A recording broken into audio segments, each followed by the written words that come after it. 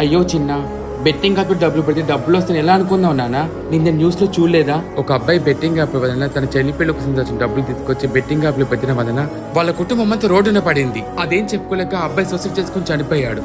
మొన్నటికి మొన్న ఒక అబ్బాయి రైలు కింద పడి చనిపోయాడు బెట్టింగ్ యాప్ లో పెట్టి. ఇవన్నీ చూస్తూ డబ్బులు పెట్టి ఎలా మోసపోయావు నువ్వు? ఇప్పటికైనా మారని నాన్న, బెట్టింగ్ యాప్ లో డబ్బులు రావు. ఇప్పటికైనా గుర్తు పెట్టుకోండి, అవన్నీ మోసపూరితమైన యాప్స్ అవి. చిన్న, కష్టపడింది రూపాయి మాత్రం రాదు నాన్న. ఇలాంటి మోసపూరితమైన యాప్స్ వల్ల చాలా మంది మోసపోయి చనిపోయిన వాళ్ళు చాలా మంది ఉన్నారు. నీకంటూ చాలా జీవితం ఉంది నాన్న. విను, ఫస్ట్ వెళ్ళి ఈ విషయం మీ ఇంట్లో వాళ్ళకి చెప్పు. ఎందుకంటే నిన్ను నమ్ముకుని నీ బతుకు కోసం నీ కుటుంబం ఉంది. అందే ఆలోచించు, సరేనా? సరే అమ్మా. చిన్న, బాధపడకు నాన్న. ఇదిగో ఈ డబ్బులు తీసుకుని ఇంటికి వెళ్ళు, సరేనా?